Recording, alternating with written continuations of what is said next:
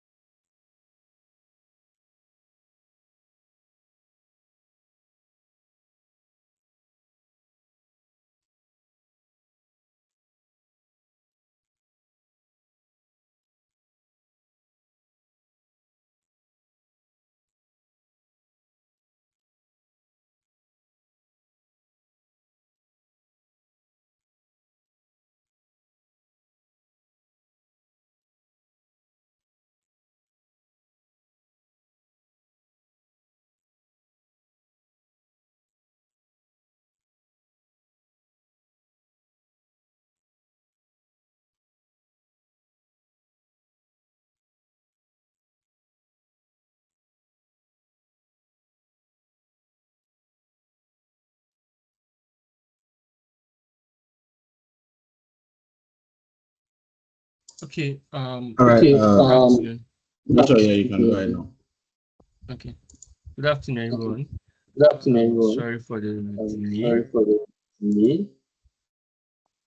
I would say Happy New Year to everybody. Happy New Year to everybody. This is the first session we are This is the first having session in the year having in 2026. the year 2026. Welcome to Welcome to the the Nigeria M365 Nigerian community 365 community deep dive session. bike session.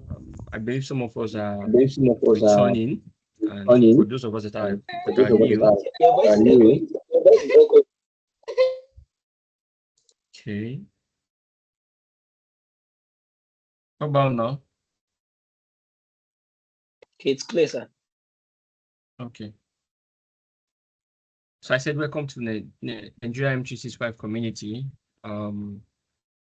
For those of us that are just joining us for the first time, this is a community of Microsoft 365 experts across all technologies, across all domains, coming together to dish out knowledge free of charge based on the stack or the technology you want to learn.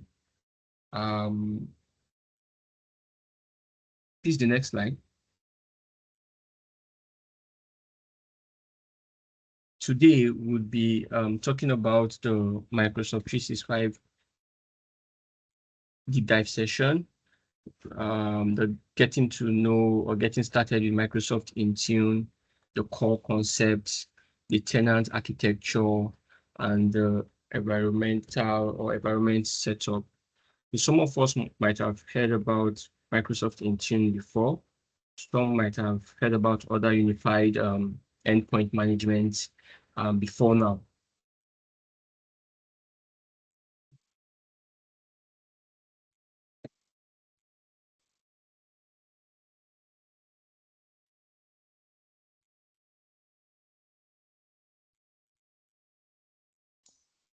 Hello, Joshua. If you are speaking, you're muted. Sorry.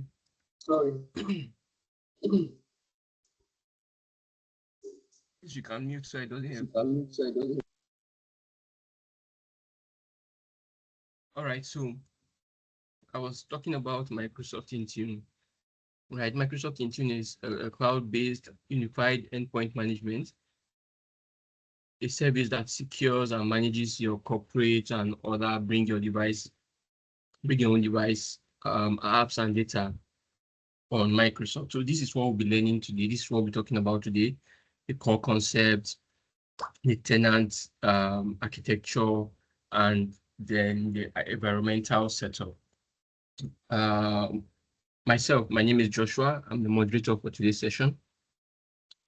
I am Microsoft 365 administrator, a Microsoft MVP, and a Microsoft certified trainer. That's just a little about me. The main person here today that will be taking us through this session, this deep dive session, is Adekunle Sarumi, an enterprise administrator. So I just want to say this. Mine, you saw Microsoft 365 administrator, and his, you're seeing enterprise administrator. So there are levels to all this, right? So he's an experienced Microsoft 365, Microsoft 365 certified trainer. He's an experienced enterprise administrator.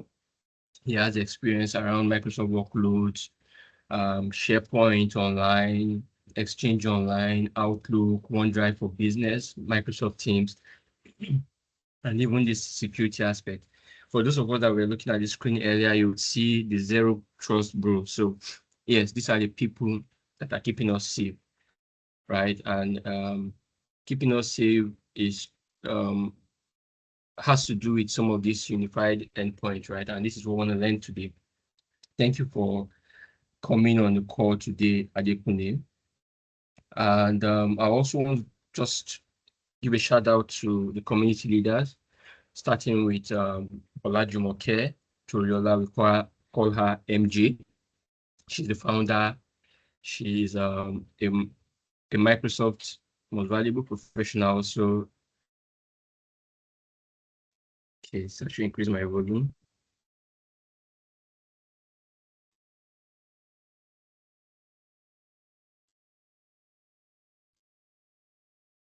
Is it better now? Yes, better now. Okay, Yes, thank you. yes. So she is a Microsoft MVP, a certified trainer, right? And then a chief technology officer at Hashem Limited. So one thing I want you to know is that community leaders, the speakers, the moderators, those that are coming on board to share knowledge with us, they are experts in their domains, right? Not just any expert, right? But they are certified experts. And I would want to use this opportunity to admonish us to listen attentively, right? Do away with any external factors that would hinder you from learning or gaining the best today. Because Adekunle will be mentioning one or two things that even I myself, I need to jot down. So you will not want to miss out on all those. But even if you do, we have the YouTube channel, where the video, this session will be uploaded to, so you can always go back there to rewatch. And for those that are just joining us for the first time, you can also go to the community YouTube channel to see other sessions we've had, other lessons we've looked, topics we've looked at, and then you can update yourself on some of those topics. I would like to also mention other community leaders, Emmanuel Yimafu, Adekunle himself, Adekunle Sarumi, Emmanuel Etoje, Rafia, Timile Olale, Joseph Afeso, Jeremiah Solomon, and Nyore and others too. So the reason why I'm mentioning or giving a shout out to them is yes, these are the people behind this community and ensuring that we come every month to dish out this knowledge, the program manager, and other portfolios like that. So thank you for the good work, guys. Quick one. I just want to mention that we have some housekeeping rules just to ensure that the session goes smoothly. We don't want any form of interruption. So like I mentioned earlier, the session will be recorded and will be made available. Please at every given time, mute your mics. So I might ask for feedback, or Adekunle might ask for feedback. You can just react with the emojis, right?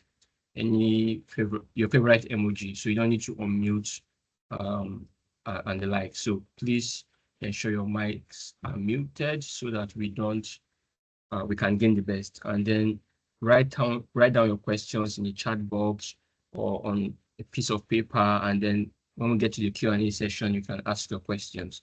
And from time to time also, I would also relate questions to the speaker so that he can speak on that. As the session is going on, I will drop a WhatsApp channel so you can join if you're not there yet.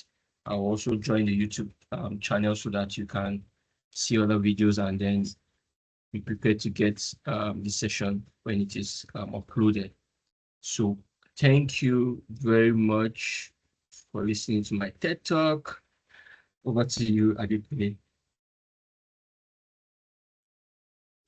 All right, thank you so much, Joshua. That was, I would say, so much hyping. But then again, I want you guys to also appreciate Joshua as one of our leading mentors in the community, one of the guys that make this thing work.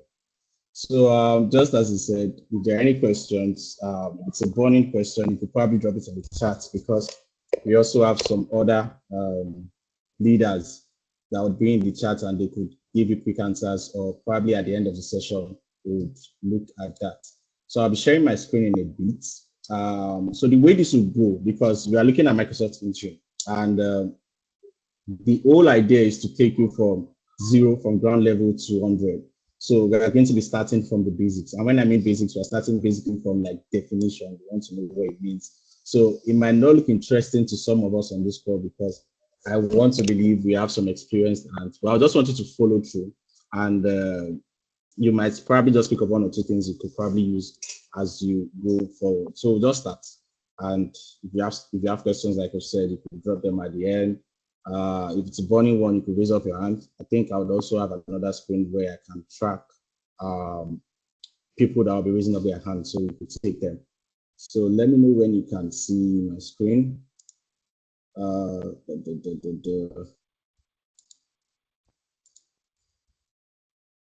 Start sharing.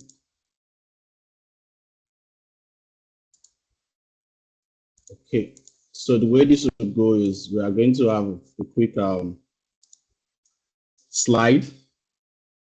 Practically just to let us know what we are looking at. So we're just going to be looking at the slide, looking at Intune, and then after the slide, we're going to have an hands-on session where we would go into the admin center. So I'm always excited about hands-on because most times what you see may not really stick, but what people see sticks better. So I always like when you have a view of everything we shall be talking about. I'm talking about admin centers, talking about licenses. I always want you to see it. I want people to see what we're actually talking about, so it doesn't look vague, and that way it gets registered in your mind. So you go with me now, and then we'll start. So like you know, it's going to be a series of sessions. So this is week 1. I don't know how long it's going to take, and I don't know how frequent it's going to be. Next week might not be week 2. It might be the upper one, but we'll see how it goes, and then we'll be getting the communications as we go ahead. But I just want to advise that whatever thing we are learning or picking, let's keep jotting down, because I'm not saying there's going to be an assignment or assessment, but then we would have to do some self-evaluation. You'd have to score yourself to know how far you've come on this journey. And I tell you, the idea of this is to let you know this from 0 to 100. So at the end of these deep dive sessions, I want to believe that you'll probably be able to stand as a Microsoft Intune specialist, or I'll say endpoint management administrator, such that you can administer devices and the likes. So enough of my talking, and then let's get into the slide. So week one, we're looking at an introduction to Microsoft Intune. So what are the objectives for today's sessions? We have 4 objectives very quickly. One, we want to understand what Microsoft Intune is. So everyone says Intune. I know someone that says iTunes, and I know someone else that says Intune. Sometimes it gets on my nerve, but there's nothing I can do. I think I worked with a customer last year that said we would continue to say iTunes. I would send emails, put Intune in parentheses, bolding it, put it in red color to understand it's Intune. I wish you had a feature on email where you could probably spell out what you're writing, but then they'll still say iTunes. But basically, you would understand what it means today. It's called Microsoft Intune, and you would know why. Secondly, we want to understand Intune use cases and the benefits. Why do people use Intune? Why do organizations use Intune? Why do businesses make use of Intune? What's the exact reason why it's advised that you have Intune in your organization? Then next, we'll learn the Intune licensing and the prerequisite. So as with Microsoft products or Microsoft, the entire Microsoft landscape, basically, there are always licenses, because these are not free features, but then it's part of the zero trust approach. And as you've seen, Zero Trust Go is just one of, it's a brand that just preaches zero trust. You need to assume breach. You need to trust nobody. You need to always verify access, as the case may be. So Intune is one part of the zero trust approach, Microsoft zero trust approach when it comes to security. And then lastly, we'll be touring the Intune Admin Center, which is the best part, which I always love the most. So let's move quickly. So what is Microsoft Intune? Okay, so by show of hands, because I'm actually tracking, I'm looking at the same screen now. By show of hands, how many of us know Intune before this call or before 4:29 p.m. West African time? How many of us have an idea of what Intune is? And probably just want to share one or two. I always like to be interactive, so that's why I have another screen where I'm monitoring the team's chat. So just, you can raise up your hand or you can unmute now, and then let me know what you think Microsoft Intune is. Anyone? Yeah. All right. Thank you, Patrick. Yeah, you can go ahead. All right. All right. My name is Patrick, and I'm so glad to be in this bootcamp. So I have heard about Intune before this training, and my understanding of Intune is a kind of Microsoft admin center where devices and IoTs are managed and monitored by an administrator. So that's the knowledge I have about it. All right, that's very good. Thanks. Round of applause for Patrick. Thanks for breaking the ice. Is there another person that would like to give a review or want to share something similar? Thank you so much, Patrick. Thank you. Anyone? Yeah, you can drop your hands now. Okay. Any other person? Okay, I guess I'll just proceed so we can move forward. So what is Microsoft Intune? Okay, I see a hand very quick. Theodora. Okay, yeah, you can go for it. Okay. Hi, Theodora. Yeah, good evening, everybody. Good evening. I hope you can hear me. Loud and clear. Okay, I've heard of Intune before, and my understanding about Intune is all about devices. How Microsoft devices are handled in terms of in Microsoft, how they are managed, their security, and the way Intunes are used in Microsoft cloud administration. That's good. Thank you. Thank you so much. Thank you, Theodora. That's also very correct. Just like what Patrick has mentioned, it's actually the management solution. So let's see what our slide says. Probably we can also look at it further from there. So Microsoft Intune is a cloud-based endpoint management solution. So that's also something I was looking for. Intune is cloud-based. It is cloud only. It's not on-prem. It's cloud-based. And the reason why it's cloud-based is because there is also a solution for on-prem devices, and we'll get there. Before now, some people would call Intune Microsoft Endpoint Manager. Also, Microsoft at some point, Microsoft as an organization, also called Intune Endpoint Manager. But I think after some revision, it was noticed that that name wouldn't stand for Intune, and this is why. Intune is cloud-based, but there is also another solution that functions like Intune on-prem, and that has even been before Intune. I'm sure most of us are familiar with it. We call it the SCCM, System Center Configuration Manager. That is what you use to manage your devices on premises. So the features of what you should regularly do on Intune for managing your cloud-based devices, SCCM does the same for you. So Microsoft Endpoint Manager right now, as of today, in the Microsoft ecosystem, is a combination of SCCM and Microsoft Intune. So I'll take it again. Microsoft Intune is a part of Microsoft's Endpoint Management. SCCM, people call Configuration Manager, ECCM. It's also a part of Microsoft's Endpoint Management. So Microsoft's Endpoint Manager, as a name, is a combination of SCCM for on-prem workloads and Intune for cloud-based workload. So the two actually helps you protect in cases where you are in a hybrid environment. So maybe you are traversing between on-prem and cloud. And a situation where you are using both SCCM and Intune is called co-management. That would also say as we go on in the slide. So I'm just saying this so that we understand why Intune is specifically called a cloud-based endpoint management solution. So it helps you to manage your user access to your organizational resources, simplifies apps and device management across many devices, including mobile devices, desktop computers, and virtual endpoints. So if you look at the image here,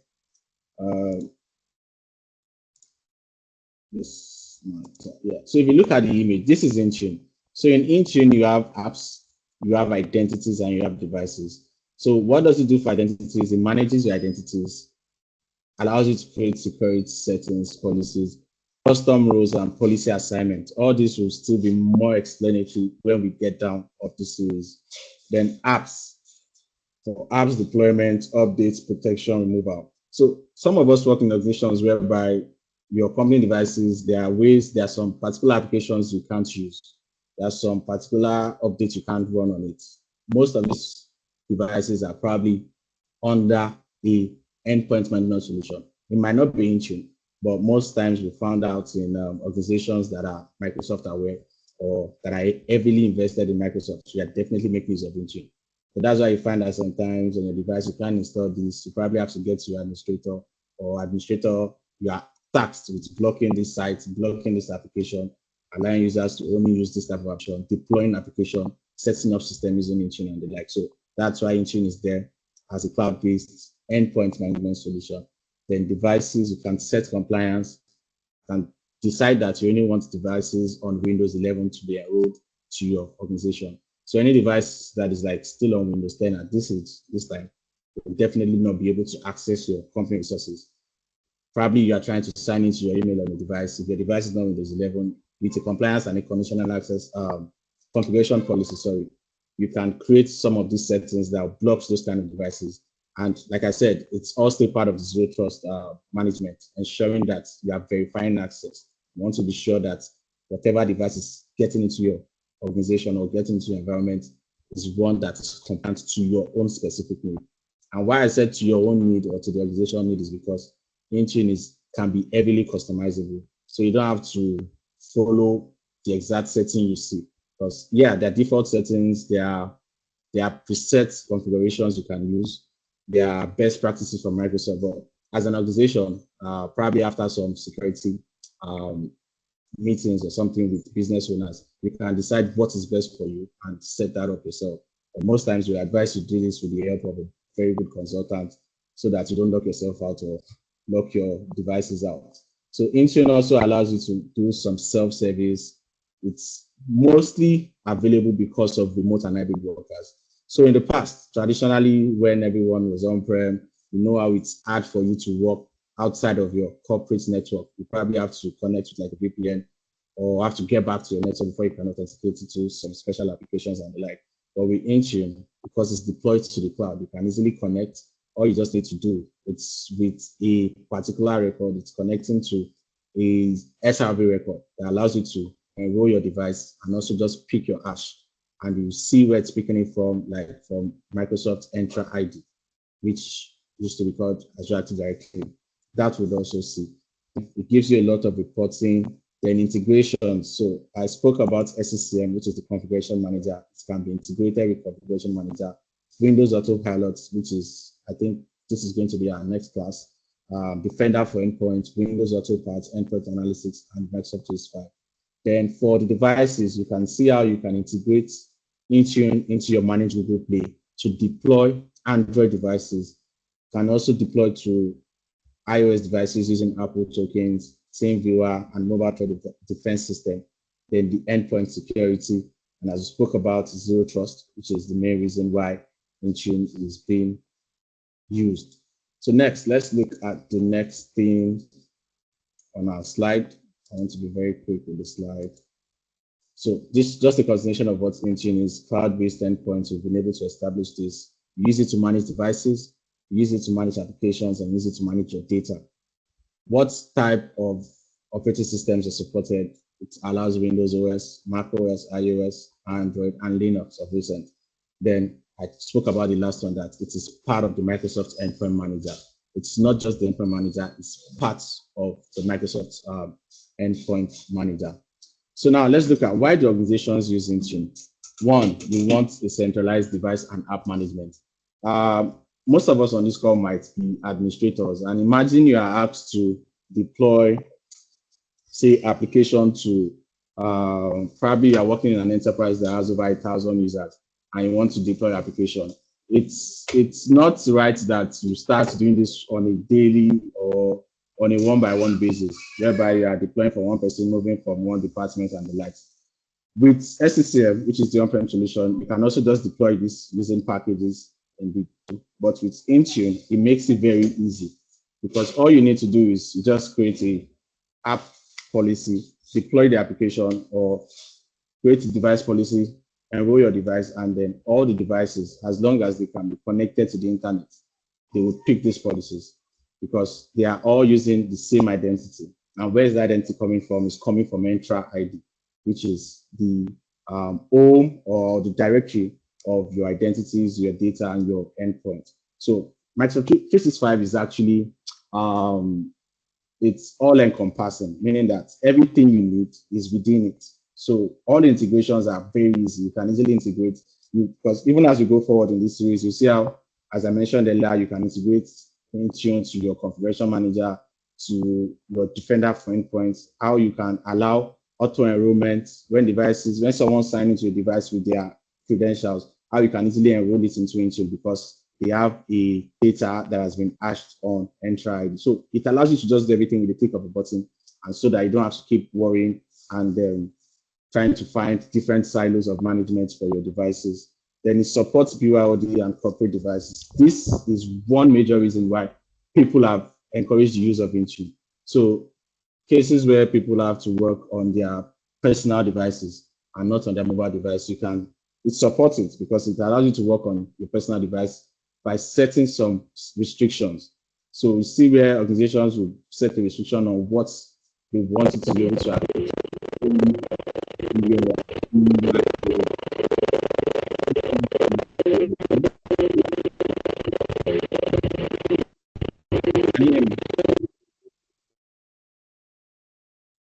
Can everyone hear me? Yes, we can hear you now. Okay, good. Because I was getting something done.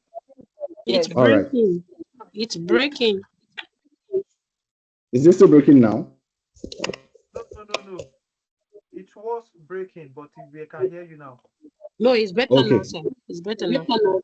All right. Thank you so much. Thank you. So please, you can always let me know when it becomes faint, because I might not know, but you can always just call my attention so I can look at that. It might probably be my headset. So next is why organizations use Intune, is because it enables zero trust security. The zero trust security is something we would also look at, where I would explain the entire architecture, and you would probably appreciate the reason why Intune stands at this point of enabling this zero trust security in the organization. So that's another reason why organizations use it. And then lastly is that it is cloud first. For organizations that are greenfield, say organizations that are just starting out, maybe businesses that are less than 300 users. It's not business-wise, or it's not financially wise to probably start setting up SCCM. And you'll see why, because that requires a lot of investment that you'd have to put into it. So cloud first, and that is the way Microsoft is going. That is the way the world is going. Intune is cloud first, so it allows these organizations to quickly enable device management for their users. So that's why it's in use at the moment, and then you don't need any on-prem infrastructure, except you are now looking at co-management. You really want to manage some things from the SCCM side, or there are packages you are looking to deploy yourself. Though I still say today, okay, I won't say it now, but I'll say it later on, why organizations might still want to stick to SCCM and also have Intune, or why people might want to start from SCCM to Intune. But I'll say it because there is a part of the series that actually speaks to SCCM, and we'll see, we'll talk about it then. So very quickly, let's move to slide. I want to be done with this slide as quick as possible. Yeah, so what are the key capabilities of Intune? Device enrollment and management. MDM. How many of us are familiar with MDM, or we've heard MDM before? MDM. Yeah, so MDM really means, who wants to give us the meaning of MDM in the chat before I say it? Because I know I have some gurus on this call. I can see your names already, even though you are trying to max it. So who can tell us what MDM means, or something, if you have an idea of what MDM is? Okay, I said it. The gurus are popping up now. All right, so Ayo Ephraim says mobile device management, and talk about like this is mobile device management. That's very correct. So MDM means mobile device management. It's the feature that allows you to manage your mobile device. And in this case, in Intune, I would want to state that your Windows is also a mobile device, because there have been some misconceptions when we're talking about mobile devices. Some customers I've worked with will just assume it basically means your mobile phones only. But in the case of Intune, when they say mobile device management, it comprises of your Windows devices, your Mac OS, everything that can be managed using the same interface are part of the mobile device. So that's one of the capabilities. You see how you can manage your Windows, your Mac, iOS, Android, and newly Linux. How all this can be managed using Intune. Then the next one is another capability of Intune is app management and protection, MAM. So if MDM is mobile device management, what do you guys think MAM could mean? It's already in the slide. Anyone wants to go for it? I'm still on the chat so I can see. What do you guys think MAM would mean? Correct. Thank you so much, Zainab Usman. Yes. So MAM means mobile application management.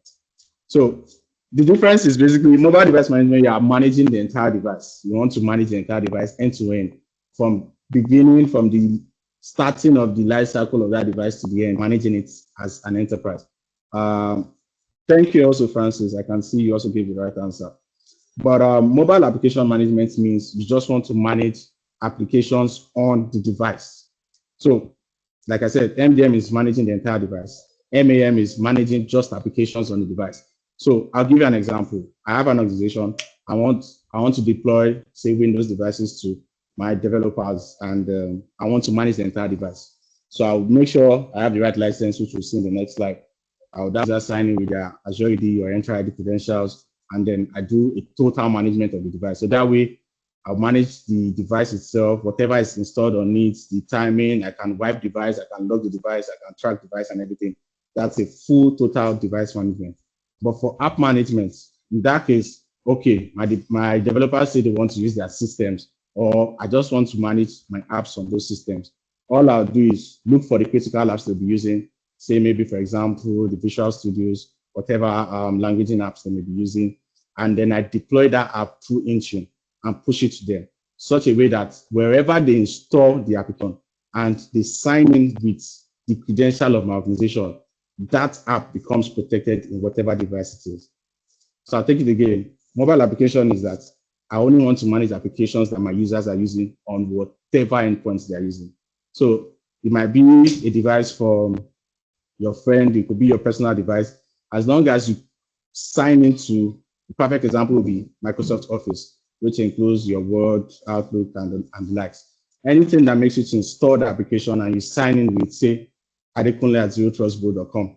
Once you sign in, that application becomes managed. I can now manage the application on behalf of the organization. I don't need to manage your device, but I'm managing that particular application that has been pushed. So that's one of the capabilities of Intune. Then it allows you to create compliance and conditional access. So for compliance, you can state the OS you want. You can state the kind of bandwidth. Maybe you don't want a machine that is exposed to threats. You can create that as a compliance. You can also say you don't want jailbroken devices. You only want devices that have a trusted root certificate. You can allow that.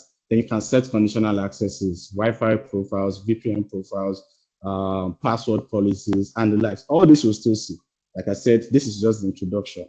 So I won't be going so deep. But as we go on in the series, we'll see what all this means. And lastly is the endpoint security and reporting.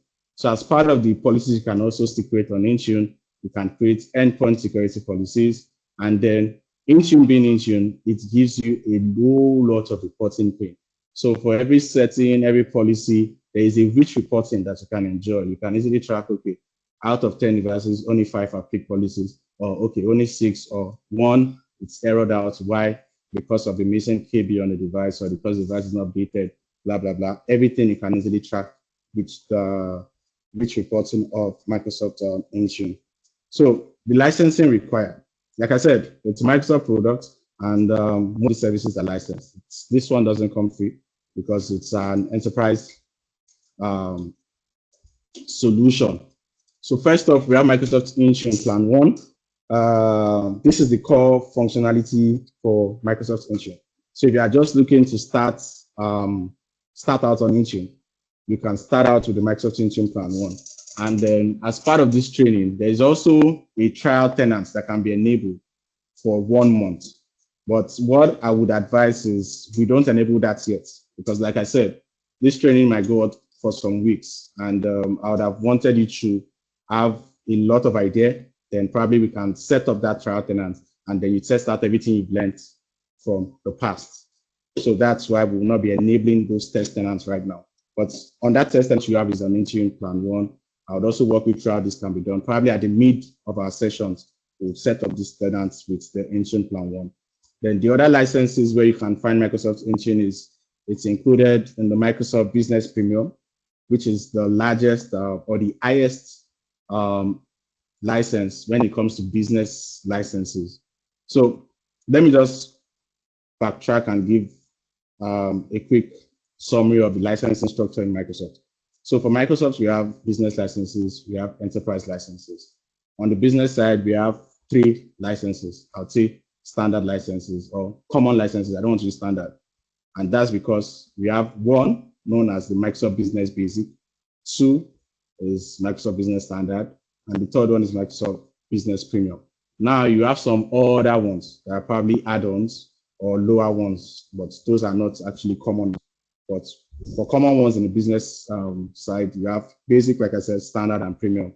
But out of those 3, you can only get Intune in the business premium, and that's the highest you can get in premium. So which kind of organizations purchase premium and which ones purchase the E3, E5 I could speak to next? For business premium, they are for SMBs, SMCs. That means maybe your users are within 1 to 300. Yes, you can enjoy the business standard, business basic, and business premium. But once you are above 300, Microsoft sees you as an enterprise. So definitely you can't purchase this kind of license anymore. You now have to purchase the enterprise licenses. So on the enterprise side, we now have Microsoft 365 E1, Microsoft 365 E3, and Microsoft 365 E5. Microsoft 365 E5 is the highest enterprise license you can ever purchase, and that contains all the features you might need in Microsoft, except some other add-ons that are extensive. So for you to get Intune on the business side, you need to have business premium established. For you to get Intune on the enterprise side, you need to either have E3 or the E5. And so you might want to ask for the other licenses like standard and basic or E1 that doesn't have Intune. What if they want to use Intune? That allows you to use the Intune Plan 1 as an add-on license. So that can be purchased and just stopped on those licenses that don't have Intune at the moment. So next is the Intune trial. So I think I already spoke about this ahead, which is the available 30 days trial, which we'll see. And then last is Intune Suite add-ons. So we have remote help and also endpoint privilege management. But for this, I think last week when I was just scrolling through LinkedIn, I think there was an announcement that Microsoft will probably be adding these new add-ons to E5 by the next quarter. I'm not sure, but I think it's in the roadmap. So once this is added, it's not something you'd have to purchase on the side. It's already going to be part of your Microsoft 365 E5 license. So these are the licenses you need. Basically, if you want to try out Intune or you are looking to manage devices in your organization, you need to be loaded with these licenses. So now we've spoken a lot about Intune. We want to see now what are the prerequisites. So definitely you need to have something. You can't just wake up and deploy Intune. There need to be some things that need to be checked. You need to do your checklist. You need to confirm some things and the likes. So the most important ones, which are these four, would firstly include, you need a Microsoft Entra ID tenant. Like I said, you need to have a tenant. You need to have a directory of your users already. Even if you don't have devices joined, at least you need to have a directory of your users. So when you have a directory of your users, this is what you can use to enroll devices into Intune. And this is something I'll speak to, because this allows you to do some level of auto enrollment. You want to see how you can call up devices from Entra ID into Intune automatically. You don't have to start using scripting or the likes, which is something we still do on one of our calls. Like I said, it's going to be hands-on. So we'll be enrolling devices, we'll be testing devices, we'll be pushing policies devices and be seeing the results in these sessions. The next is you want to have an Intune license assigned to your users. So I would want to also note that Intune licenses are user-based license. Each user needs to have that license. So if you have 200 users and you're deploying Intune, you need to get 200 licenses for your 200 users. One user cannot save, obviously, 200 users. One license, cannot save 200 users. So they are user-based licenses. Then there are supported OS versions. Like I mentioned, on Windows 10, 11, the Mac OS is at a different OS level. Your Android OS also, there are supported versions that you can use on Intune now. No one would, you probably not tell me you're trying to enroll in Windows 7 if it's still available on any endpoints at this moment. You don't want to enroll that on Intune. You probably stick to SCCM because that's where you can maybe do that. Then lastly is internet access to Microsoft endpoints. So like I said, you would see these endpoints that are required. There are SRV records that you need to set up to ensure that those devices can see Microsoft. Basically, they can ping it. I'll just use that word so that when they sign in, they can easily ping the Microsoft endpoints and then access Intune. So once all these four are set up, then you are good to go with setting out with Microsoft Intune. So next, quickly, the Intune Admin Center. So there's a URL for the Intune Admin Center. It's intune.microsoft.com. This takes you directly to the Intune Admin Center. You see a central management portal, its dashboard, the workspaces, devices, apps, and endpoint security. You're going to see now, basically. I'm just talking about it. Then what we intend to do now is have this admin center walk through. So I'll show you through the dashboard of the home, device workspaces, apps workspaces, endpoint security workspace, sorry, and a reports and troubleshooting workspace. So basically, once you do all this, you get an idea of Intune, and then we can move forward. So the hands-on lab, like I said, is that we are supposed to set up Intune trial, but this would be pushed to sometime towards the end of this series. I don't want to set it up now because it's just 30 days. And I know this series is going to take more than 30 days. And I don't want you to keep setting up different tenants because for each of the tenants you're setting up, you're obviously going to be putting in your card details. Though you won't be charged, but so that you don't forget and you don't get charged. So that's why I don't advise that you set it up now. And then we'll just wait for when that can be set up. And then maybe as we go on, we might be able to get trial tenants. I'm hoping that some other mentors of this call are listening. Probably we'll be able to set up some trial tenants for you. Basically hoping for that. And that would actually go a long way.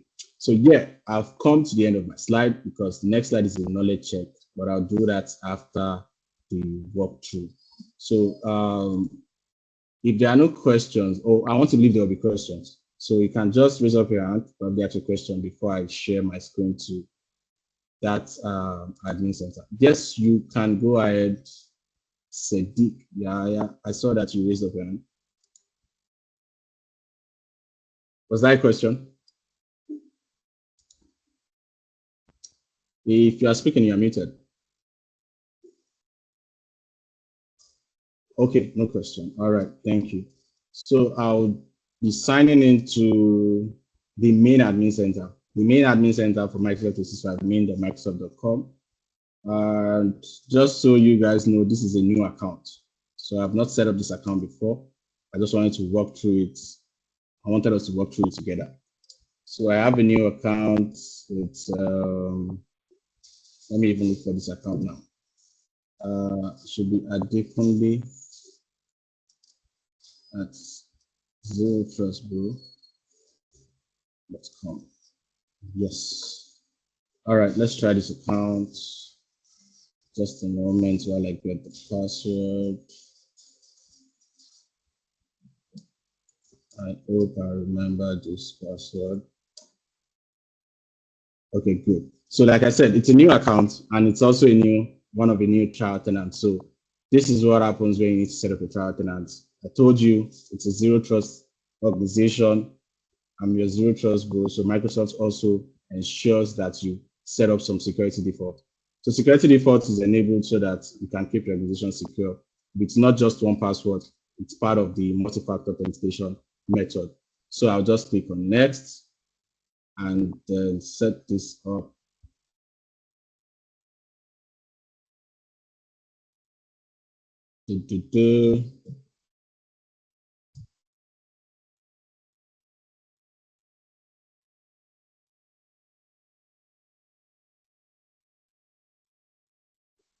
Okay, so the Microsoft security default is, I don't know if I should say this so it doesn't look like I'm digressing. All right, I'll say it.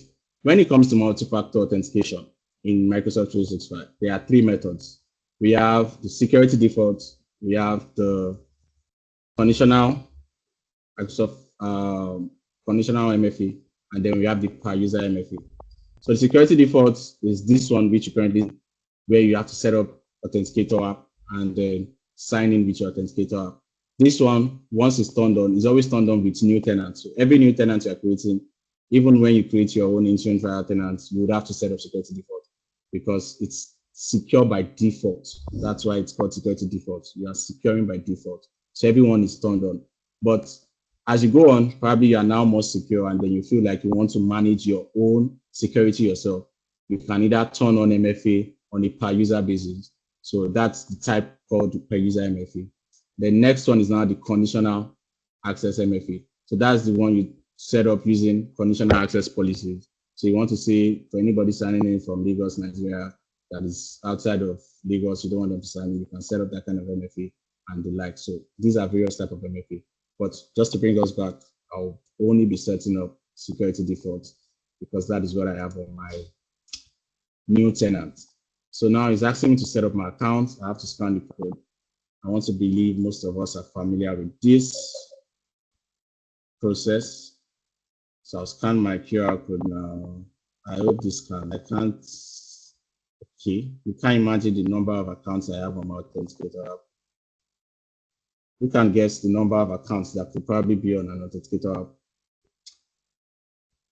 You can drop it in the chat on the lighter note anyways. All right, scanning.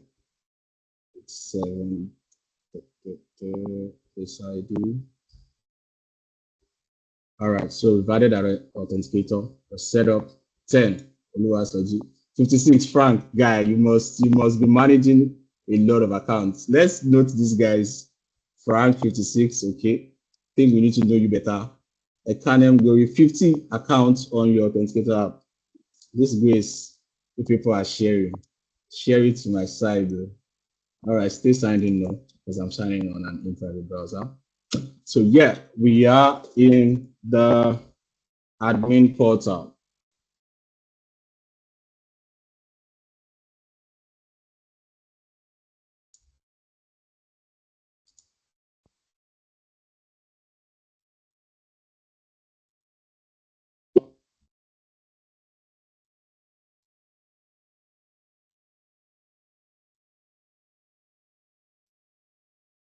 Okay, still loading.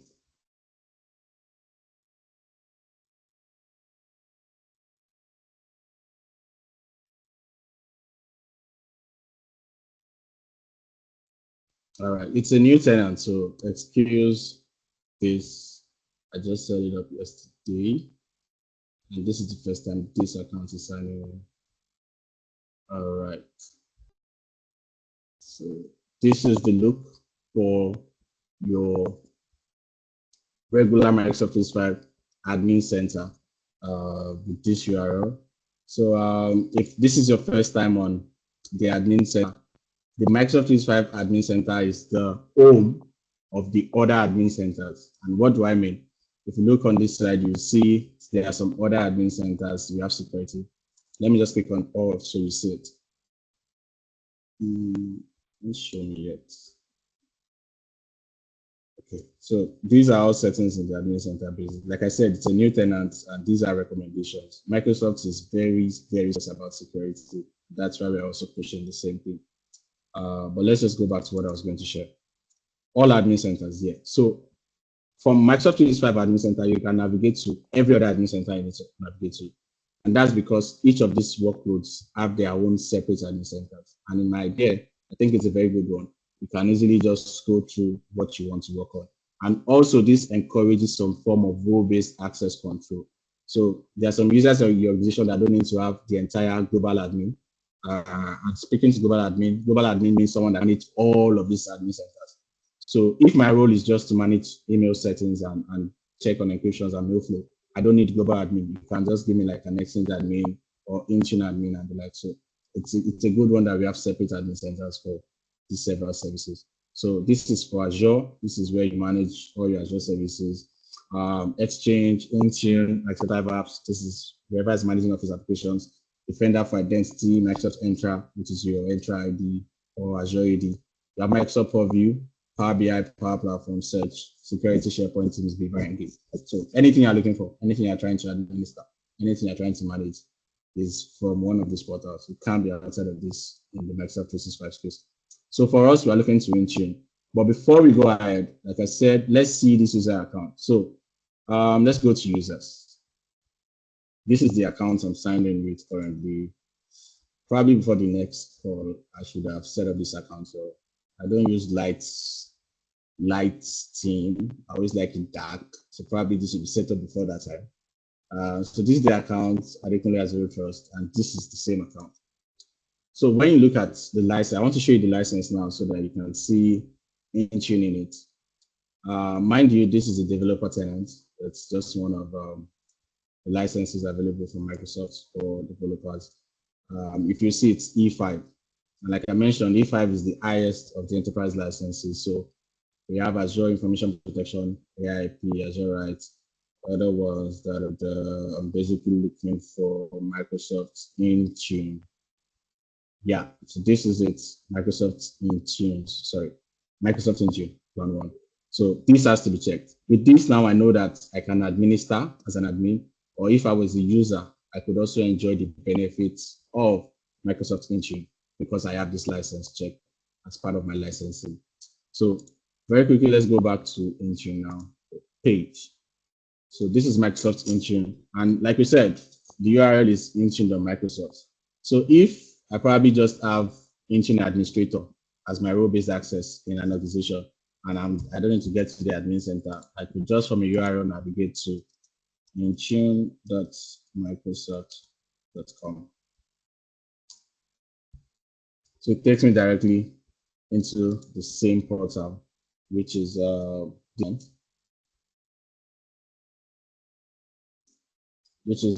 Intune admin center. So that's it. There's one I also want to try. Before now, I think we were able to sign into Intune with endpoints.microsoft. When Microsoft used to call it Endpoint Manager as well. Endpoint.microsoft.com. I don't know if this still works, so please forgive me. It should resolve, yes. So it would also resolve to Intune. So either you use Intune, the Microsoft, Endpoint.microsoft, it takes you to the same place, which is Intune Admin Center. So this is the view of your Intune Admin Center On the home page, you can see we have securely manage your devices. Anything security gets me, like I'm all about security. So if I see securely on the page, I'm always excited. So this is securely manage devices, access, and apps within you.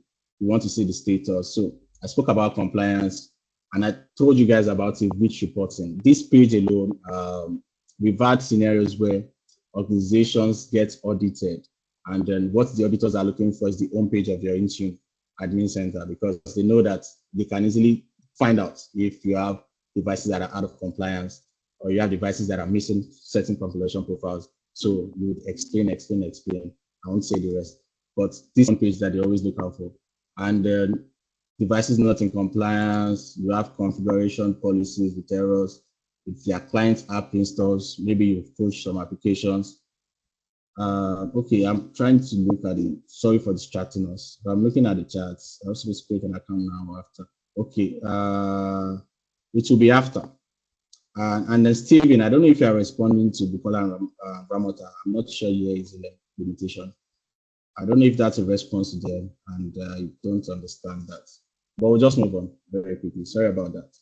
Then we also have connector errors. So connector errors speaks to whatever connections you've made. Like I said, connections to Endpoint Manager, connections to Entra ID, connections to Apple tokens or managed Google Play. All that can be tracked here. Then you can also see a quick service else. Your Intune is LD, then the account status is active.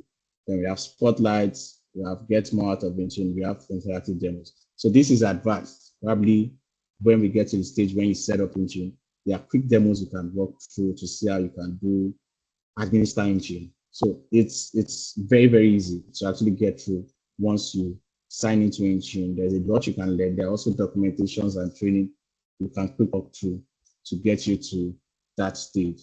So next, we want to look at dashboard. So dashboard on Intune shows you number of devices. So you can see it's very, very blank. Nothing is here. Like I said, it's a new tenant, and the idea is that we will build up this tenant together. So the devices will be enrolling. Majorly will be in Windows. Probably will be set. I'll set up some virtual machines, probably through Hyper-V, that will be enrolling and just testing and playing around with to get some of these policies going. So device enrollment is okay because we've not tried it. Device compliance, device configuration, clients have nothing yet. Intune enrolled devices as of today, you can see Android, iOS, Linux, Macs, Windows Mobile. These are the supported devices that you can enroll into Intune today. Maybe by next quarter, you can have other ones. But at this moment, if your device is not here, you definitely can get it into Intune.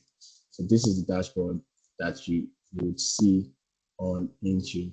So next we have Explorer. I think I was going to click on all services, sorry. So for all services, this just shows you the services you can navigate to Intune as well. Endpoint security would see that. Apps, Explorer, service management, blah, blah, blah. So let's see the Explorer very quickly.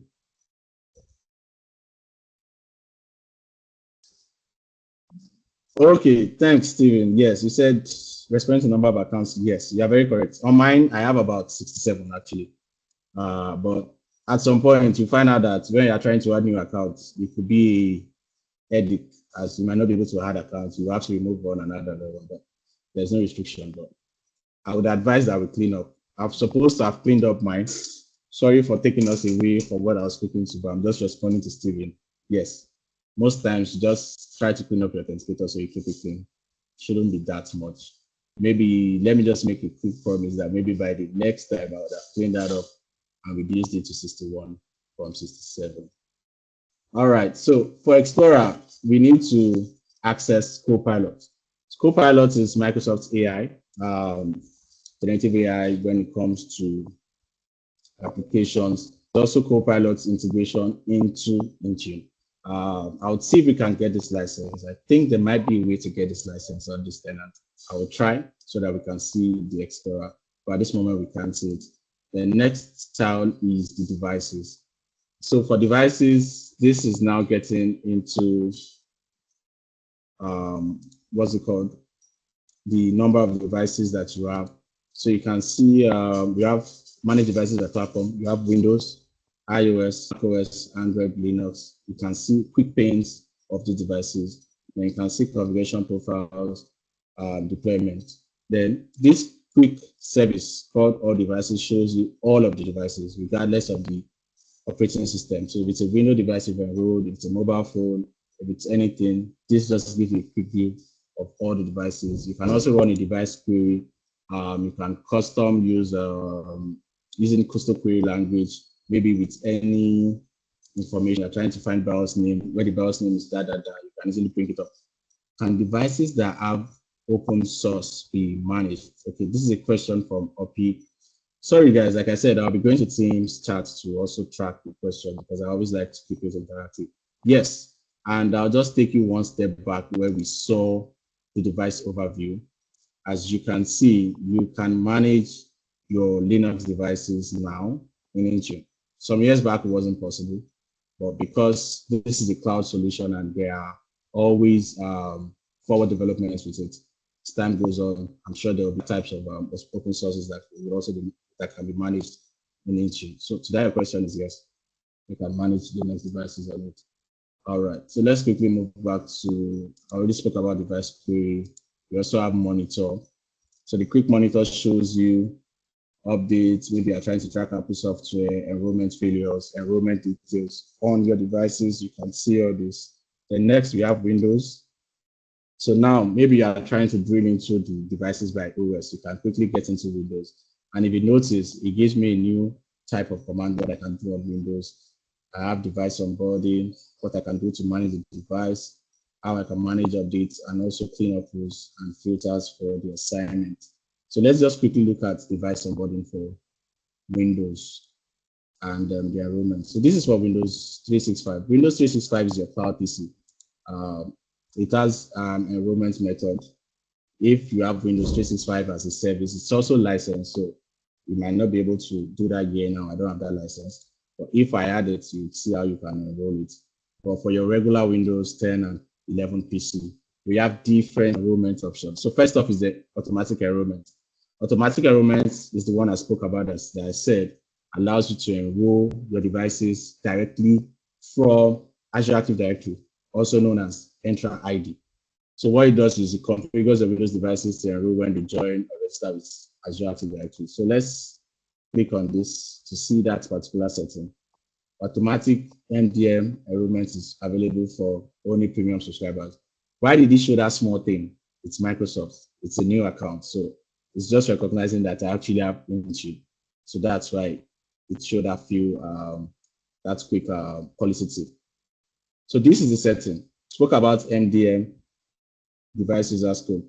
So this is the URL. Like I said, I mentioned that the devices need to be able to access some Microsoft endpoints. So these are the endpoints that they should be able to access. And of course, if you're on the internet, if you are not blocked by any firewall policies, you should be able to access these URLs. If they can, it gets them into Entra ID, and then from there, it gets them into Intune. You can also set a scope. You can, for now, it's none. We won't turn this on yet because we're not enrolling yet.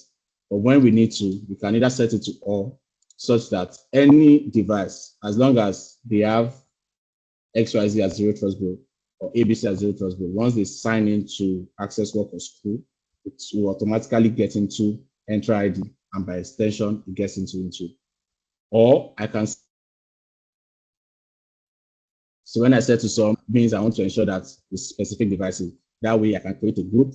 So groups, these groups are actually security groups in Entra ID as well, Azure AD. So I could also interchange saying Azure AD or Entra ID, they actually mean the same.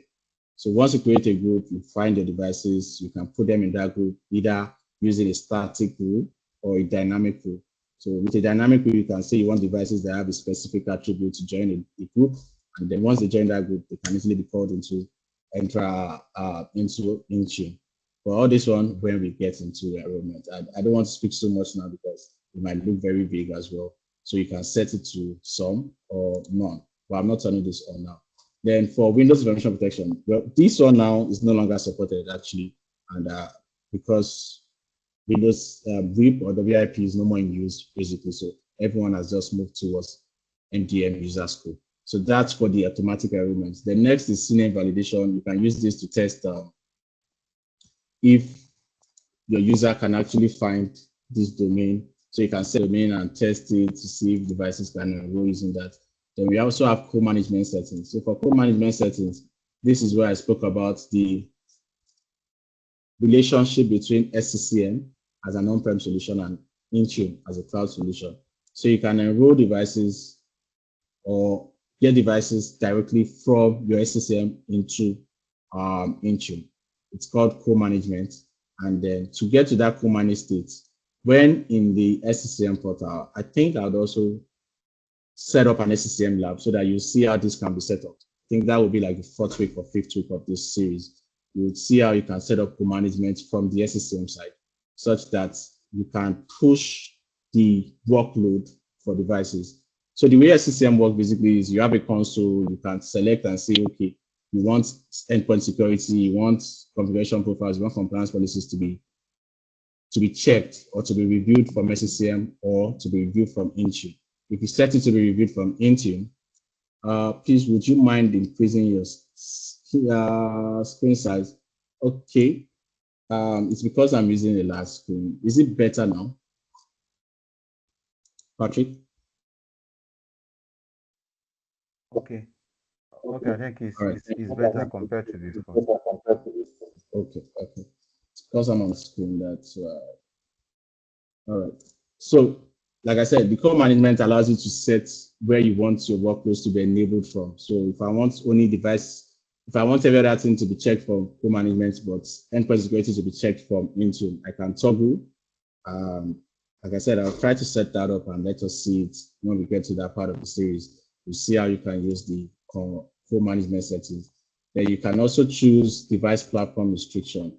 This one is trying to set the type of devices you want to enroll. So say, for example, for Windows, you can create a restriction for Windows now and say, anybody I see creating this always use test. I hope I'm not the only one, but most people just write test. All right, so you can set MDM, you can allow the minimum range, you can decide to block personally owned devices. So this is in case where you're looking at the more stricter sets, you don't want any personal, any BYOD in your environment, you can block this. If you don't even want people to enroll Windows devices in your environment, yes, we've seen scenarios where they don't use Windows. There's a particular organization that don't have Windows organization. Sorry, that doesn't have Windows devices in the organization. Yeah, it's a different OEM. I think they are mostly on Mac OSs. So their current Intune setup has this blocked. So even if you're using a Windows device, you can't enroll. It has to be that a Mac that is allowed. So this can be set, then you can set a scope tag. Scope tag we'll still talk about. Assignment lists and filters we'll still talk about. So all this can be set up and then you can create a platform restriction. The device limit restriction as well. You can set how many devices you want your users to be able to enroll. With Microsoft 365, you know that if you have a user license, say standard, basic, premium, E5, E3, and what's not, you can only use up to 5 devices, right? So maybe your phone, your laptop, your tab, your iPad, and then maybe your Windows Phone. If it's more than 5, you have to probably log out of one for the other. But for Intune, you can also set a device limit. We also have a limit where you can set, what's it called, for device. We have an account called, I can't remember now, I think it's a device enrollment account. That one can even enroll more than 15 devices. But for your own regular account, you can be allowed to enroll up to 15 devices. So that can be edited and modified. Then we have enrollment notification. Windows Hello for Business can also be used to enroll devices into Intune. And there's also Windows backup function. Then next is Windows Autopilot. How many of us have experienced situations where you are maybe you just got deployed into a new organization and then you are the created your account, sorry, and then all they just do is they just ship your system over to you. And then once they ship the system to you, all you have to do is sign in with your credentials, and then you already have applications, you have everything set up directly for you. That is done using the Windows Autopilot setup.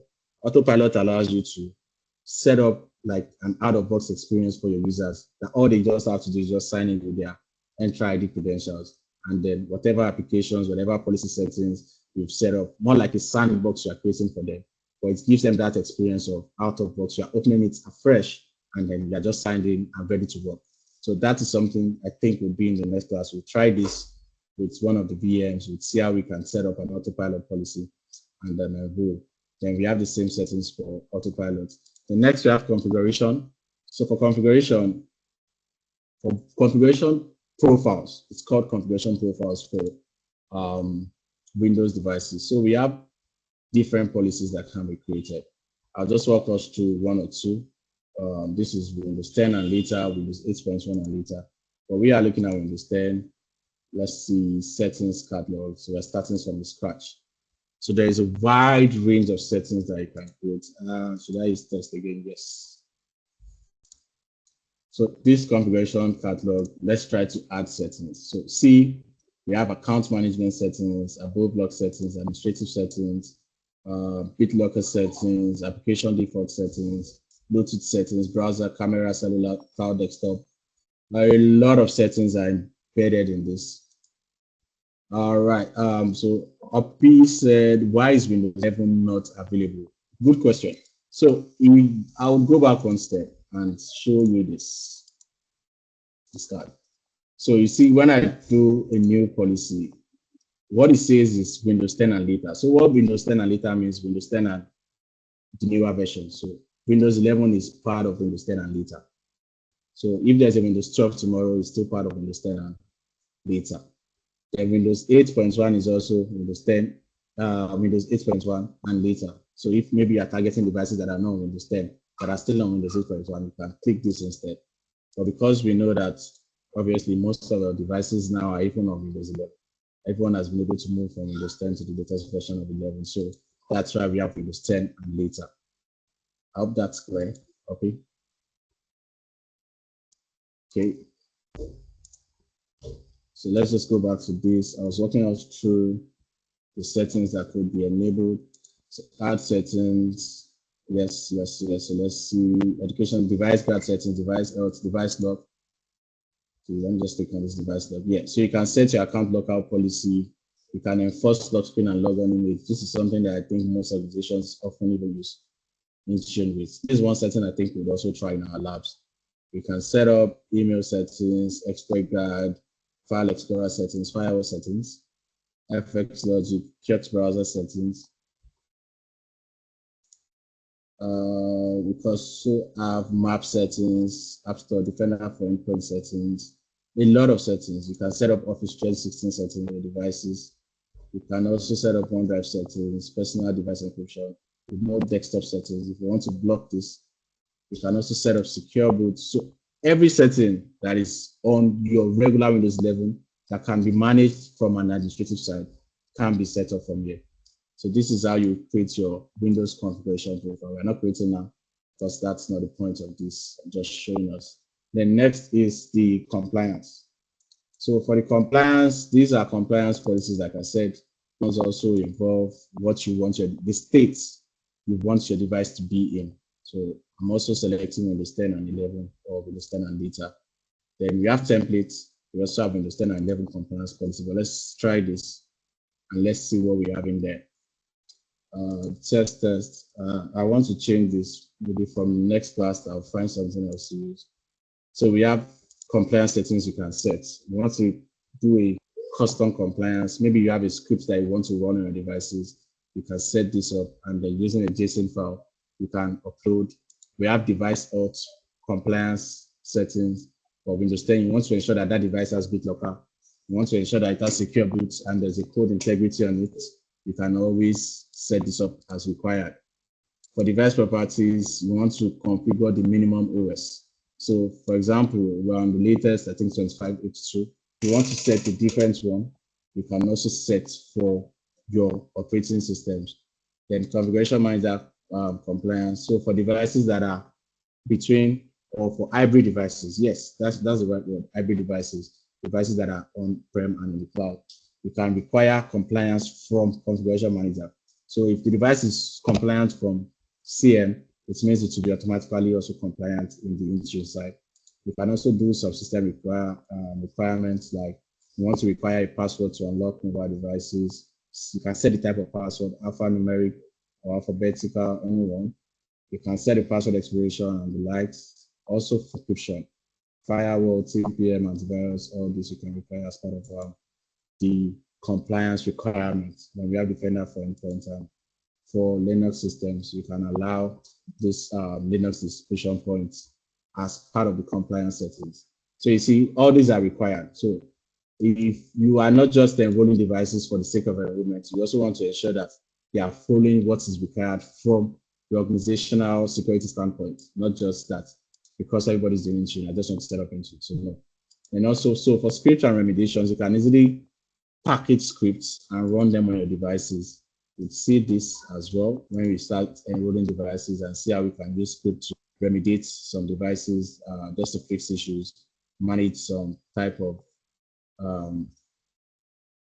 settings on it. Okay, so I'm seeing a new question.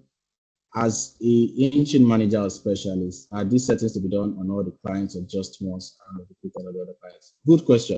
So let me take you back to compliance. So when we do the compliance settings, the reason why I'm taking us back is so that we see it. I just don't respond.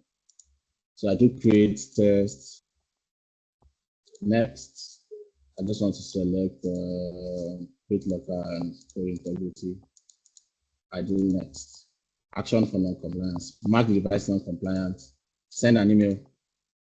I want to send an email, say 10 days to the device, to the user, to let them know there's no compliance. I can also decide to add it to a device retire list after 9 days. Then assignments.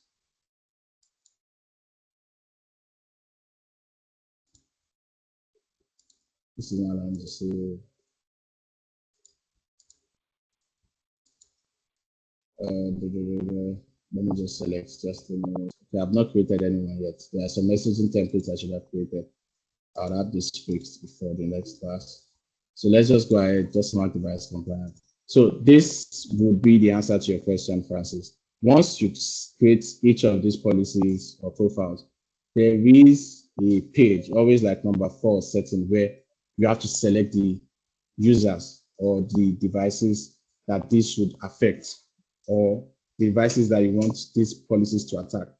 So basically what that means, sorry, what that means is, as I've created this policy now, I can add a group. So maybe I already have a group of devices that I've said, okay, these are how we do 10 devices that I'm managing as an Intune manager for this period, or as an Intune manager for my branch. They've been able to create like an administrative unit for me, which I'll explain later, and put some devices there for me to manage. Yes, I can manage these devices. So you can create that group and add that group here. Now we won't find any group because I don't think I have any group here. We won't find any group. So I can, once I select that group, every device in that group would automatically have this policy.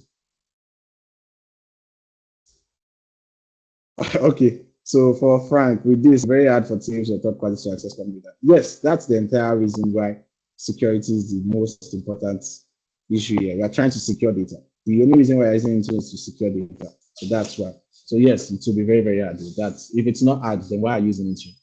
So that's it. So once you add a group, as I was saying, every user in that group would actually have this policy. So they have to comply to that compliance policy. If you are not compliant, you are out of compliance, and you can retire the device, you can shut down that device.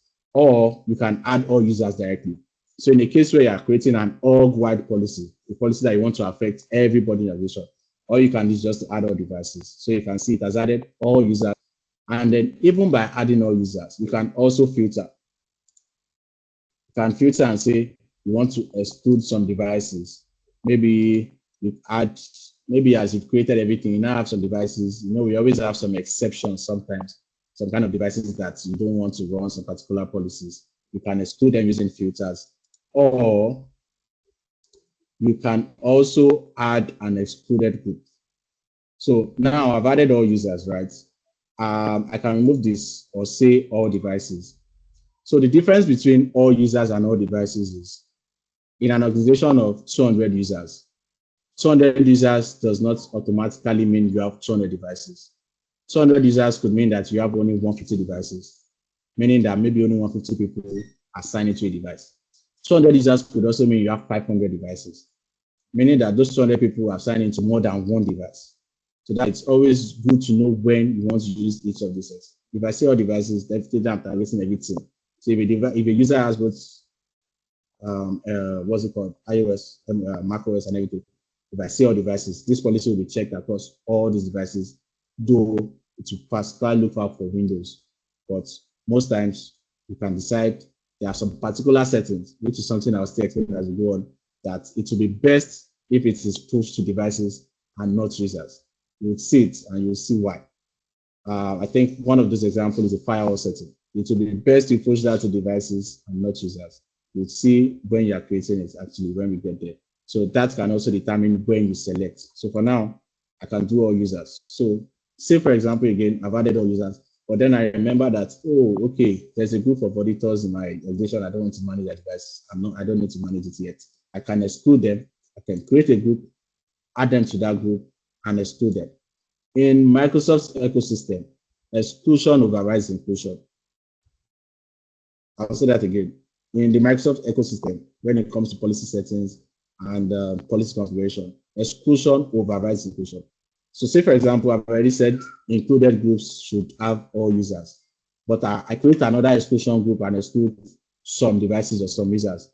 Mind you, those devices are still part of all users, but because I've excluded them, they won't be part of this policy. So that's another way you can filter. If you don't want to filter directly from the all users here, you can filter using an exclusion group and exclude those you don't want to be affected by the policy. I hope it's making sense. Okay, all right, so that's one way. So once you set the assignments, then you can now review and create it, basically.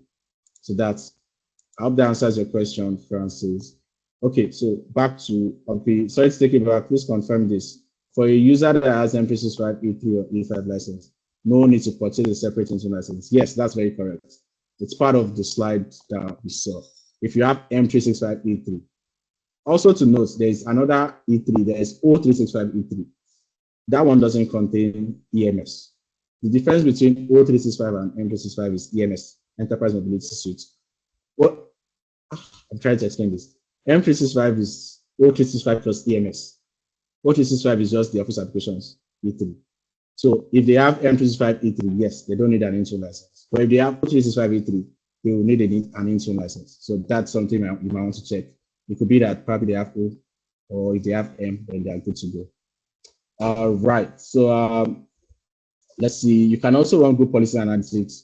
For the group policy analytics, so for organizations that still rely on, that are very, very heavily invested on GPUs, you can decide to migrate your GPUs. So you can take a quick export from your GPMCs and then import them into Intune. Intune also allows the use of some group policy objects, but then it has, not all of them might be supported. So, but for the ones that are supported, they can easily be created into a configuration policy and the likes. So we have eSIM cellular profiles. This is in preview, so not really used this yet, but for devices that maybe have some LTE capabilities, you can see how you can use settings catalog to manage those eSIM profiles. And we have Windows updates. So for organizations that are heavy on tracking monthly updates, feature updates, quality updates, you can use this. You can use Intune to push updates. You can set update rings, feature updates, quality updates. Even your driver updates can be managed using Intune, and you can monitor it. Then lastly, on the Windows side, we have device cleanup. So device cleanup is every 24 hours. So there is an Intune check-in time. Intune check-in time basically means the time it takes Intune to check in on a device. I think that's the tautology. I already said check-in. So for example, I created a new policy. It's expected that within 5 to 8 hours, that policy should have synced for your device. So if it has not synced within 8 hours, devices always go back to check or go back to check-in. Intune service checks in on those devices within 8 hours. So that's why I said between 5 to 8 hours. So it's not that you have to wait another 8 hours. It could be within 2 minutes, within 5 minutes. If you run a quick sync on your device, you'll see expected changes that are created in Intune. So part of cleanup rules is if there are devices that are inactive or unresponsive, devices that have been out of sight, say in 30 days, you can clean them off and probably retire them from your Intune environment. Then lastly, we have assignment filters where you can filter for devices and applications. So this is basically for Windows, and by extension, it's the same for the other type of devices. So I won't practically go into each of them. We have iPadOS, iOS, but let me just talk about the enrollment for each of the other ones. So for enrolling iOS and iPadOS, we have the Apple MDM push certificate. This is required. This can be created by anybody. Once you create, using your Apple ID, you can generate a CSR, download it, use that to create your MDM push certificate. And once you have that in Intune, it allows you the opportunity to be able to manage your Apple devices. Then for the enrollment type for iOS, you either have to be on the Apple Business Manager or on the other one. I think it's called AD. I can't remember now. But you have to be as part of that program as well. Yeah, Apple Business Manager and Apple School Manager. So with the Apple Business Manager, it's more like, I'm trying to liken it to Entra ID for Windows. Yes, your Apple Business Manager is your Entra ID for Windows, but this one is like your Entra ID for iOS. So it has like your device list, a full inventory of all your iOSs that you've purchased directly from Apple or from a certified reseller. If you don't purchase from a certified reseller, you might not be able to make use of an Apple Business Manager, or you might have to set that up as a new setup. Then we have enrollment types and the like. So that's for iOS. The next one, let's see macOS, because they're different OSs. macOS 2 also has the same enrollment type. You have to use the MDM push, either using the Apple configurator or Apple Business Manager to enroll the macOSs. Then we have Android. For Android, how do we enroll Android devices? We use the Manage Google Play. So Manage Google Play Store allows you to, once you create this as an organization, you grant access, then you connect your Intune using to the Google's enterprise enrollment. Once this is connected, you can enroll your Android devices and also allow certain applications. So either using Google Play, the organization would have their own Google Play Store that you can use to push out these applications to your mobile Android devices. Then the type of it, we have the Zero Touch. This one allows you to, because I'm not linked yet, you can use Zero Touch such a way that once users, say for example, you are shipping Android devices, you can ship a new Android device to a user, and all they have to do also is sign in with their Azure credential. And once they do that, it automatically just gives them the same settings you set up on Intune, the number of applications. If you have created it like a kiosk or something, you can also use that to enroll those devices for the end users. And lastly would be the Linux enrollment. So for Linux devices, this one is enrolled using scripting.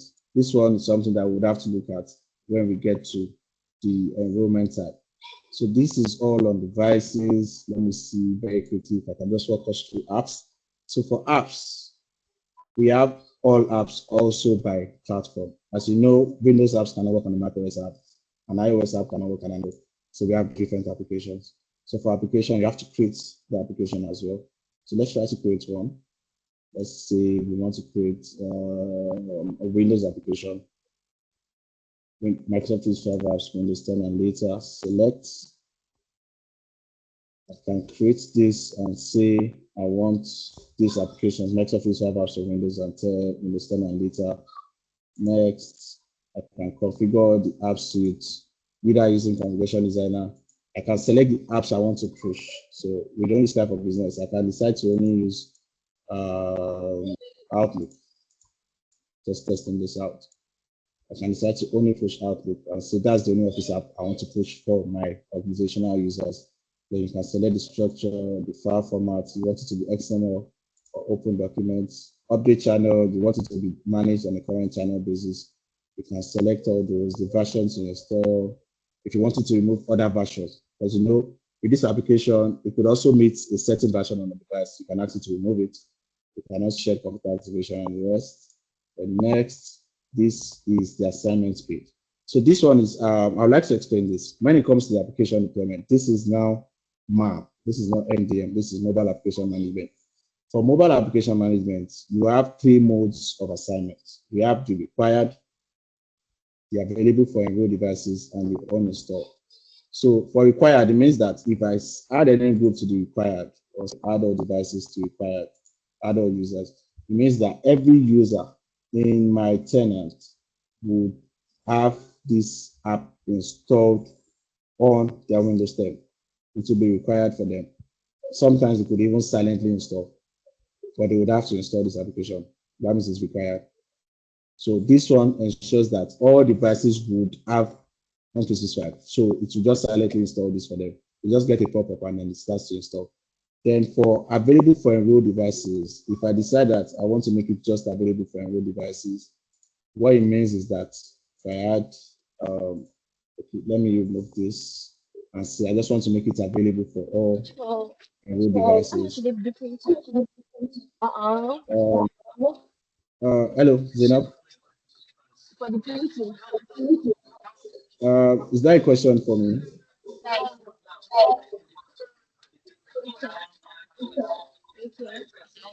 Please, Zainab, mute your mic. All right, thank you. So if I want to make it available for enrolled devices, what that means is that I'll just only make it available such that if you now want to install it as a user, you can go into the Intune company portal. Yes, that's something I've not spoken about. There is what we call the Intune company portal. It's the application where users can easily access applications that can be pushed to their devices. So if I make this available, say for example, for enrolled devices, it won't automatically install it.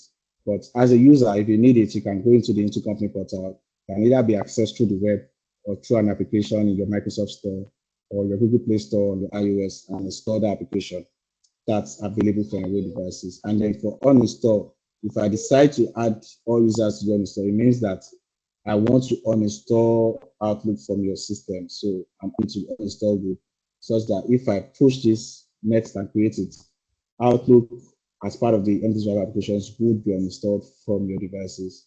So basically, required is automatically installed with or without user interaction. As long as they're signing, it's would install.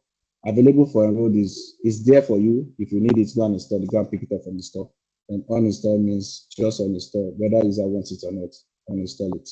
So that's the application. And the same also goes for the other devices. You can also set that. We also have protection policies and selective wipe. So this is for apps, and I just want to take us quickly here because we have some limited time. Then for endpoint security. In endpoint security, this is the security part of Intune. And speaking about integration, you know, I told you that you can integrate Intune with Defender for Endpoint. So this is the connector status. As you can see now, it's unavailable because I don't have anything done yet as part of the connection.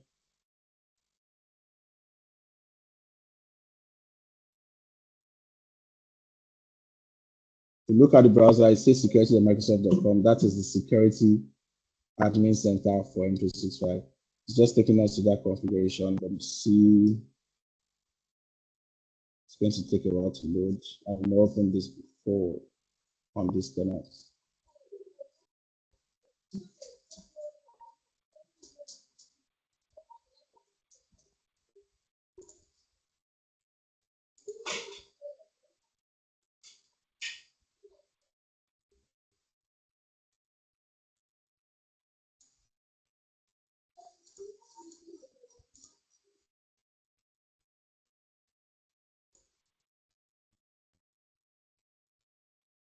Okay, so this is there's still a defender for endpoint setting. This is still propagating.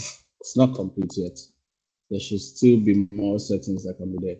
But this portal actually shows I've not connected this yet, and need to onboard devices and the likes. Then the kind of things you can manage using Intune for your defender for endpoint devices is antivirus settings, disk encryption, firewall, endpoint privilege manager, EDR, app control, attack surface reduction, account protection. If you're a security person, you'll be excited about this as well. So for the antivirus, you can see, it gives you a view of unnailed endpoints. You can see active malware. You can even create antivirus policies. So let's see Windows. I'll select the profile for Microsoft Defender virus and create this.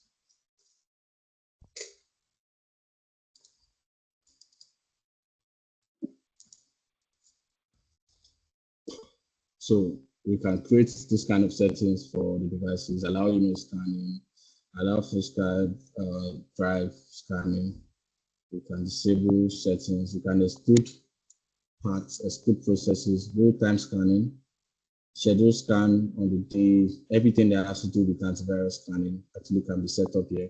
And then once it's done, you can push this into assignment as well. So it doesn't have to be individual user. You can push to a group of users, or you can even push to all your users. Same goes for firewall settings and also disk encryption settings. So organizations that work that does a lot of BitLocker settings, you can create those policy using the encryption setting for Windows, say BitLocker. So you can set up, you can actually configure this. Like I said, Intune is heavily customizable, so you don't have to stick to what you see customized based on. You want to require encryption, you want to require encryption for even fixed drives. You can also require encryption for each drives on those devices that will be used in your organization. Firewall, endpoint detection, account protection, every type of policy as regards to endpoint security can be set from here as well. This is a local admin password solution. So you can create this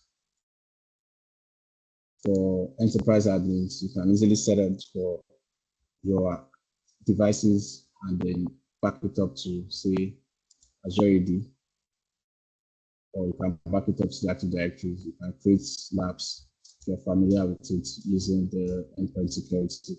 So that's for endpoint security, just an overview. The setting I was speaking to for Defender for endpoint. So this is the connection. If it was connected, you would have seen it here. And if I wanted to connect it now, allow Microsoft Defender to enforce security configuration. Yeah, this is it.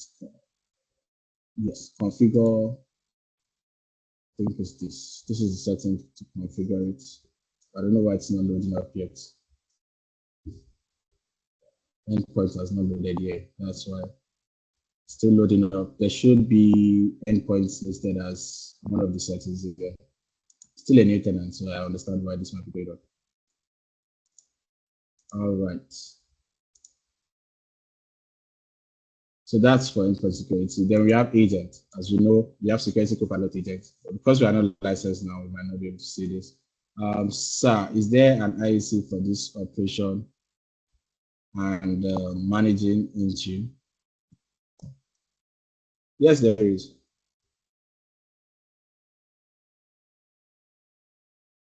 Yes, there is an IEC. If you want,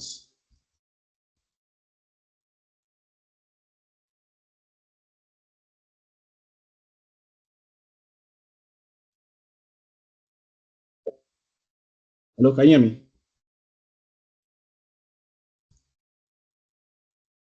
Hello? This is Edozie James Nadi. Yes, there is an IEC, but using Copilot agents, obviously, because this is not basic infrastructure, because this is purely cloud. So it's not probably with, I know they're asking that question based off you're an infrastructure person, maybe you're used to Terraform or you're used to Biceps. You can't use those here. But when it comes to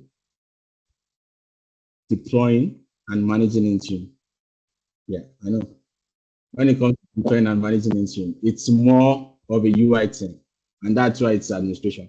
So what it just does is it saves you the stress of managing devices in silos. It's centralized management. So it's not taking off management from you. As an admin, you are still managing, but deploying with maybe ARM templates, those are only available in Azure. Biceps, Terraform, those are only available in Azure. But for Intune, not yet. But one thing I've realized is with Security Copilot, actually, it allows you to do some form of automation. But we don't have that features here. So maybe that's something we can look at if you have a tenant that has Copilots. Maybe something we can even take up before and explore. But I would actually be very, very sincere with you. Intune is more of UI thing. You can also do some settings using running just basic scripts, PowerShell scripts, and the likes. But not so much of infrastructure aspects as you would imagine. All right. Thank you for that question, Edozi. So let's look at reports. I should be done in the next few minutes. Sorry. So for reports, we have, I told you guys about switch reporting. So if you are someone that needs to track reports, say device compliance. So the device compliance report shows you all the devices, the ones that are compliant, the ones that are not, and it tells you what is failing. You can also get other reports, say non-compliant devices or policy compliance, the number of devices, the just compliance states for different policies. So this is very, very rich reporting. This allows you to quickly come up with reports for business reviews or IT reviews within the organization. We also have device configuration, also have different policy reports you can create, new policy analytics, window updates, and the likes. If you're also using Windows 365, you can run a quick visual overview. Defender Antivirus also has its reports. You can do a quick report of the antiviruses, the detected malware, firewall, endpoints, Intune data warehouse, and the likes.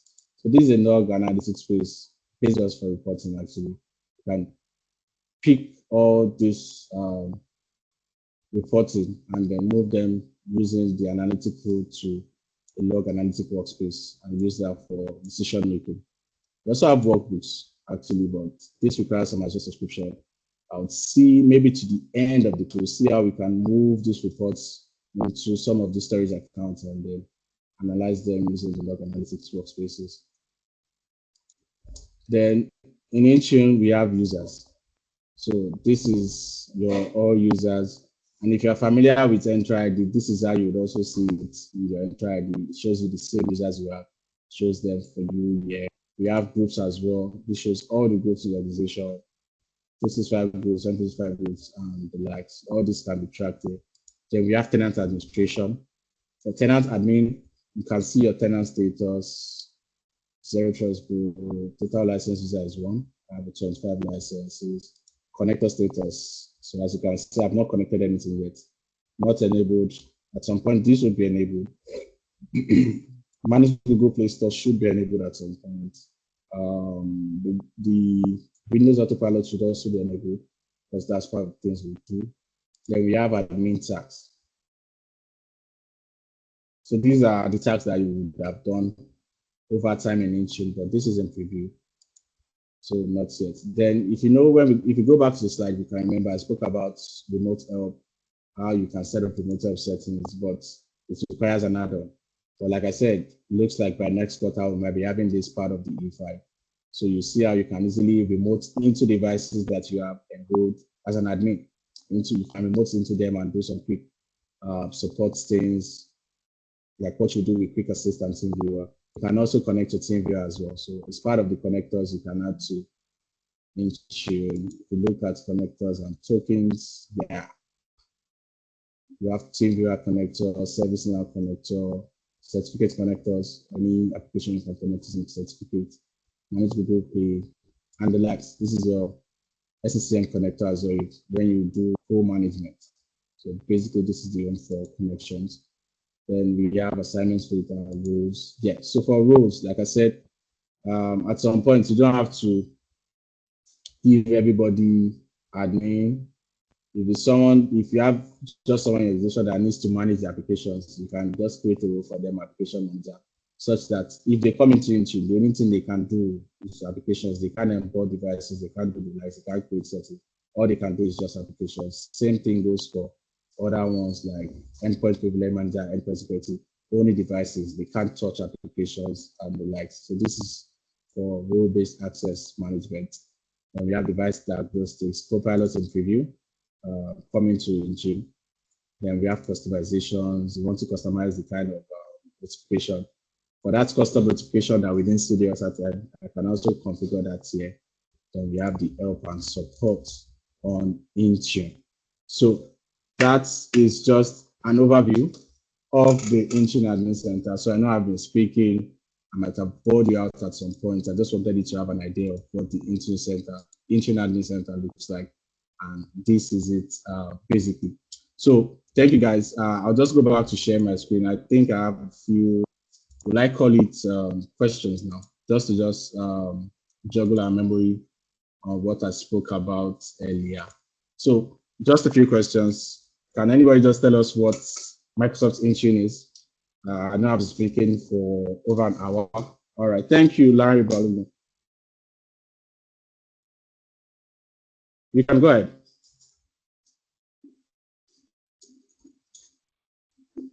Larry Balloon, you are muted if you are speaking. You just went back on mute.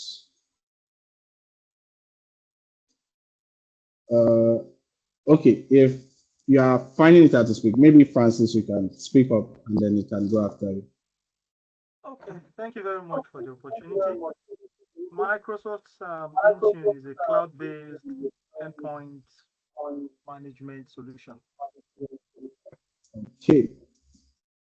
Thank you so much for that response. It shows that you've been following us. Thank you so much. All right, who wants to take the next one? What's the difference between MDM and MAM? Anybody? Can just signify by raising of your hand. Larry, I don't know if you can speak now. You're still muted. For anyone?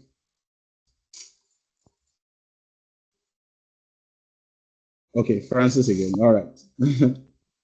Okay, MDM manages devices, or the short form for it's a short form for mobile device management, while MAM is application management. Correct. Very, very correct. Thank you so much, Francis. See, you've been following us extensively. All right. So I think someone else also raised their hand. Maybe they want to take the next one. That should be Victor. I think I saw your name, Victor. You can unmute your mic and speak. Okay. MDM is specific for mobile devices, and the what's it called? MAM, as the mobile application for specific applications. Right. That's very correct. Thank you so much for that response. If you don't mind, can you also take the next one? Because I think Francis has had that second. So what platforms does Intune support? And I think we've been looking at it in the past hour.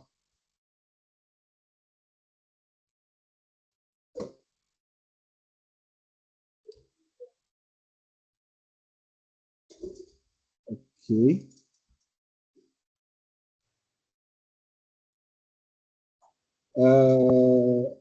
Francis again. All right. Okay, we have Microsoft, iOS, Linux, and Android.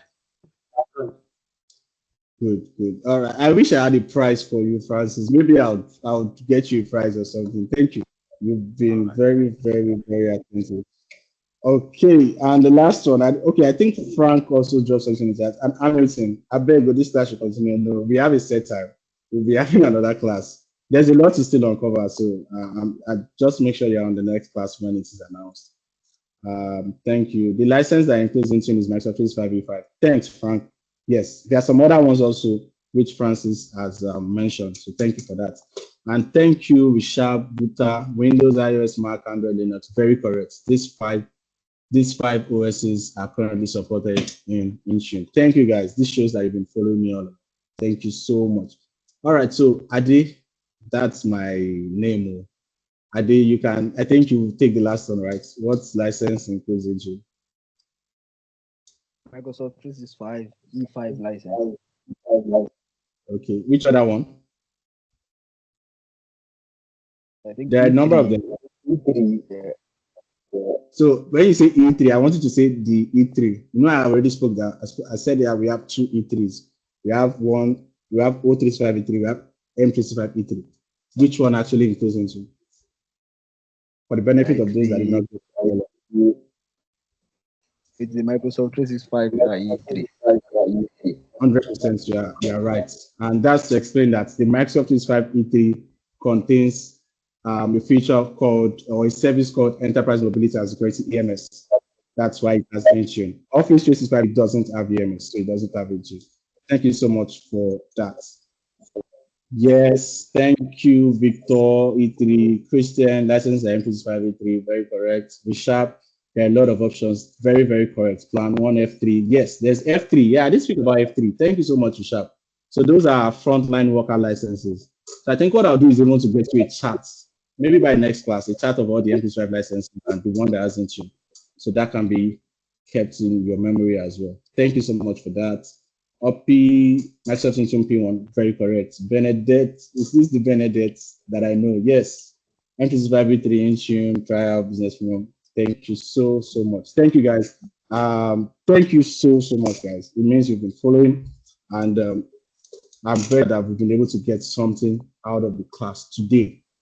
Like I said, I wanted it to be very basic, and I want to believe that we understand some of these terminologies, because as we go ahead, it might become very, very complex, but I'll still try as much as possible to explain each of these processes as we go. So from me to you, we've come to the end of the class today. Thank you guys for joining. So I'll just hand over to a moderator to give us the next information. And please, I would encourage us to try to be around for the next class. In the next class, let me just let you know that the next class we'll be looking at, I already have that mapped out. We will be looking at Azure AD.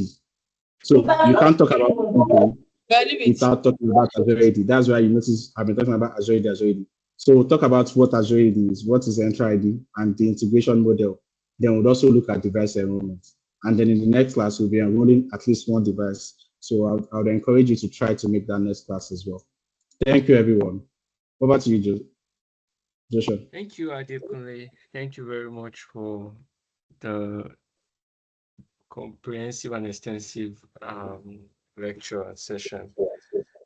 As Adekunle said, we've come to the end of the session. Please, I dropped the WhatsApp link and also the YouTube channel link. If you're not on the WhatsApp, kindly join the WhatsApp so that you can get, or you can be notified of the next class. Also, you can follow us on LinkedIn, right? So that when the post drops, you can also be aware of the next class. Also, for those who maybe this is their first class, or those who are not very versatile with Microsoft 365, or you have mentees, you have younger ones that you want to bring into the Microsoft 365 space, there is a mentorship program coming up very soon. I'll be dropping the LinkedIn posts URL on the chat so that we can share. You can go there, reshare, repost, and also share with your people. Thank you very much, everyone. See you in the next session. Bye. I think you can stop recording.